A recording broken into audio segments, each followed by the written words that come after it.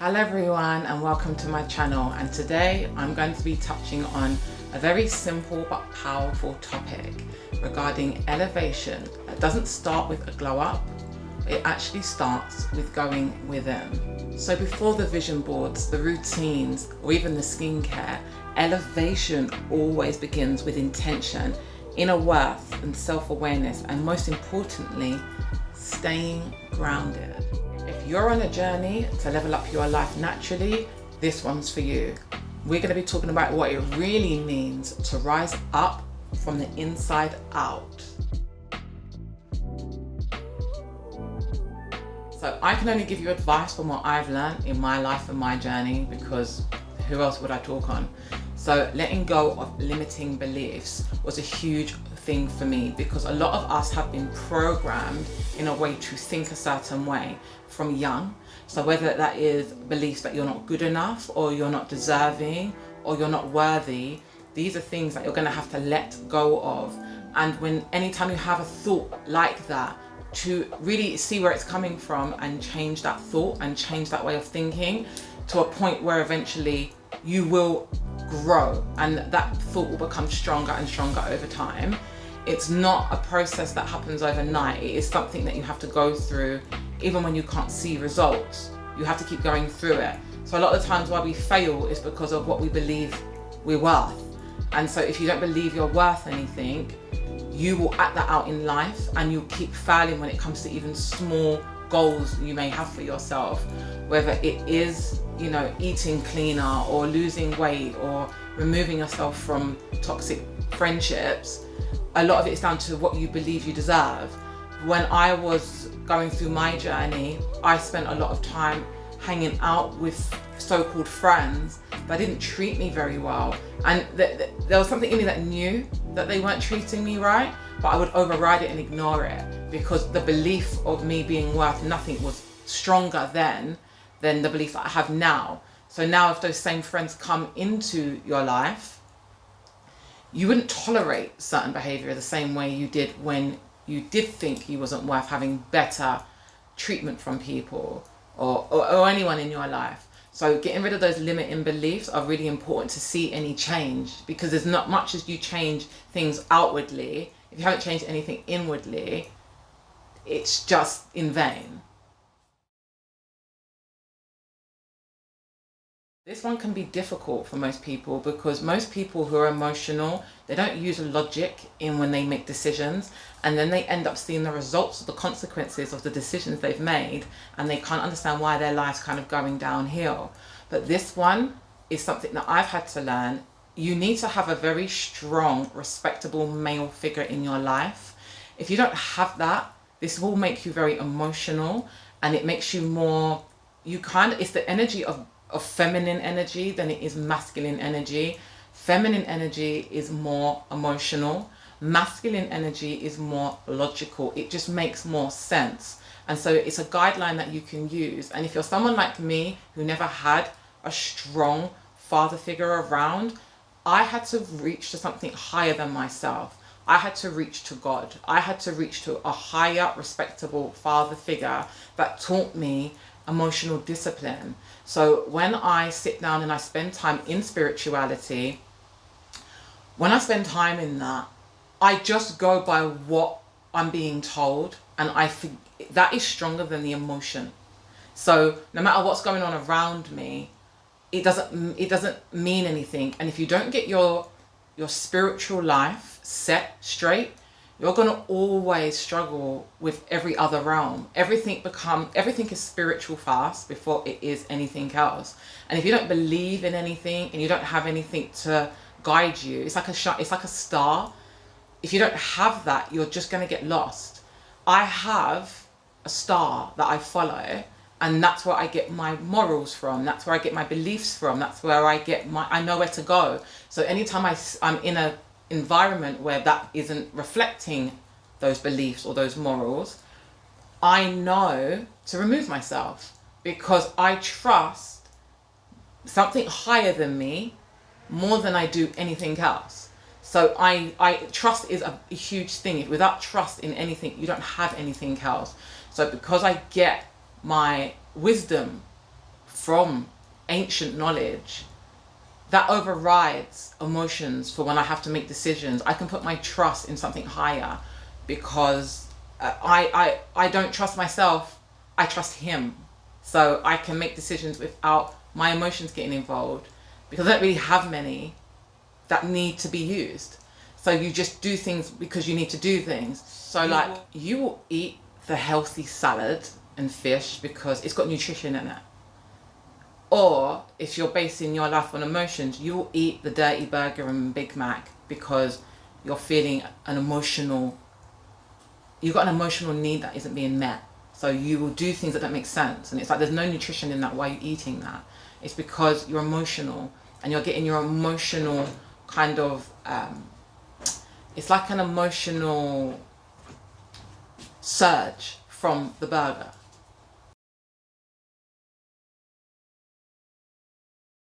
If you do not heal your inner childhood wounds, they will just keep reoccurring over and over and over again.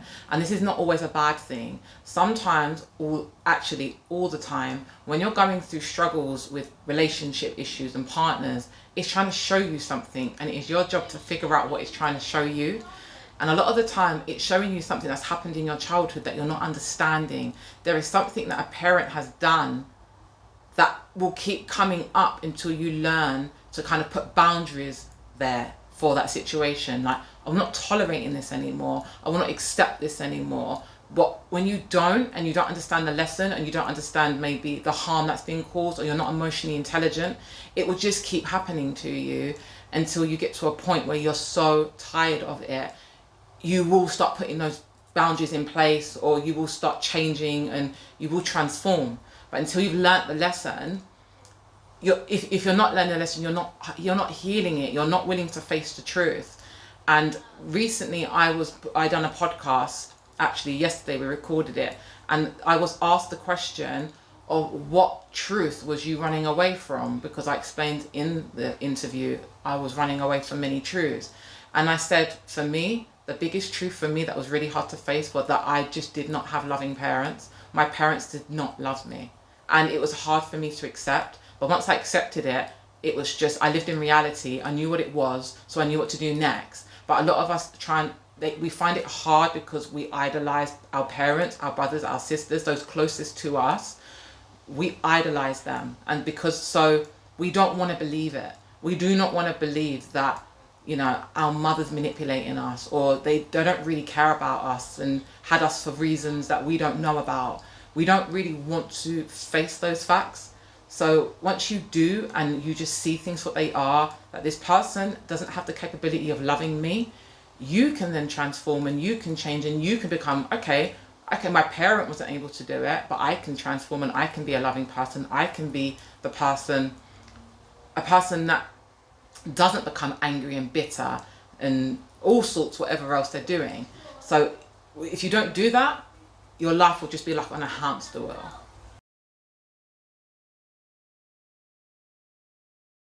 To sit with your emotions instead of suppressing them. Now, when I was going through my elevation, I've always been really good with my emotions, but I just I couldn't pinpoint what they were. So that took me, how I learned was actually hanging out with people that were emotionally intelligent, and then I started to learn, and then I understood what the emotions were. But I would feel things really strongly, and I just couldn't pinpoint what it was. But what has happened with me now is when I'm feeling a negative emotion, learning to sit with it. This is really, really uncomfortable to do, but just go through it. It will feel like something in you is dying. It does feel like a death because something in you is dying, because the one thing that your negative emotions do not want for you is to die and be looked at. That's what it doesn't want. It wants to kind of keep taking over your body without ever going anywhere. And the only way that they kind of stay suppressed in you is by you not looking at them and you kind of doing things to distract yourself. So whatever it is, whether it's music or going out partying, or they're fine, those negative emotions will be fine with that. But if you sit still and actually feel what you're feeling, as uncomfortable as it is, and just go through the fear, like push through it, as uncomfortable as it is, once it's been exposed, it will leave. But if you're not doing that, eventually what's going to happen is they're going to bubble up like a boiling volcano, and then and that's when we have things like mental breakdowns or midlife crisis, because you're just running from your emotions instead of sitting with them. So if you want to live healthy and you want to have emotional intelligence, you have to sit with uncomfortable feelings and emotions and be comfortable with that.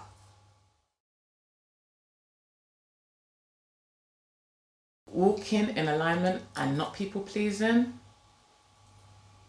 easier said than done. But fundamentally, the only person that is going to be at the end of your life when your life is over is you. So it's all about doing the right thing and walking your purpose. And if people don't like that, you have to get thick enough skin to not worry about the opinions of other people. I've had a lot of people try and tear me down and say very negative things about me. And it ended up a blessing in disguise, because when I found out the things I'd said about me and things I'd done behind my back, it freed me, because I thought, well, the worst has happened. So if people can talk about me and say things that aren't true and lie about me, then there's nothing to lose. So now I walk in a way where it doesn't bother me how you see me, what you think of me. I just believe that I'm doing the right thing. I'm walking my purpose, and that's all that matters to me. And things will happen when they need to happen. If things haven't happened in my timing, maybe my timing's wrong. So I kind of like let go and let God. So things will happen when they need to happen. And it just makes you relax a bit more. It just makes you a bit more chill. Then you have more room to elevate and consider other things, like going for walks, maybe going for exercise, checking on your skincare routine, because things happen when they're supposed to happen. And the more you let go, the easier your life will become. Romanticizing your life while you're doing the inner work? I don't see anything wrong with this. I've been told by people that I'm a bit of a romantic. I romanticize, I'm idealistic. They tell me to stop doing it. I don't listen, because this is how I've got so far in my life, because doing inner work's not easy. It is not easy. And so if I don't romanticize my life, I wouldn't be able to get where I go, like where I'm going to. I have to romanticize it, because why else am I doing the work? There's nothing wrong with wanting the best. There's nothing wrong with wanting perfection and wanting an easier life and wanting happiness. We deserve to be happy. And I've always believed that. I deserve to be happy. I have a legal right to be happy. So I will romanticize my life. If I see my life going this way and it's not, I will do the work and get rid of whatever I need to get rid of until I get the desired results. I even romanticize tragic events, like when a tragic event happens or I have to let somebody go. I also just romanticize that. That's just how I'm made. I'm a very dreamy, romantic. I'm just dreaming. I'm very like, even when negative things happen, or I'm doing something like a really hard run, or something in me just romanticizes it. It makes the journey so much easier. Your imagination is extremely powerful. It's the reason why we have an imagination. So when situations happen in your life, it's best for you to find the best perspective for that situation, because you're going to imagine it. So you can imagine your whole life falling to pieces and bring it into existence because you imagined it. Or you can imagine your life being full of roses and sparkles and fairies, because no matter what the situation, you've imagined it. So even in a bad situation, or it's called bad, I tend to romanticize, because I know that I've got quite a strong imagination. So I like to imagine like the best outcome, or a different outcome that suits me the best, more so than you can imagine like the worst case scenario and then you can bring it into fruition, because you've thought about it for so long and sat on it for so long that you end up being the creator of your own life. Because fundamentally we are creators of our own worlds and our own lives. So I'd rather romanticize my life than anything else. Even if I'm living in a pigsty, I will romanticize that. And I have lived in pigsties and I have romanticized it, and I got out of it, and now I live great. So remember, real elevation doesn't come from how things look. They come from how things feel from the inside. And when you start changing internally, the glow hits different, the peace is deeper, and the results are lasting. So if this message spoke to you, please don't forget to like, comment and subscribe, and stay walking in intention, faith and grace. So until next time, stay elevated.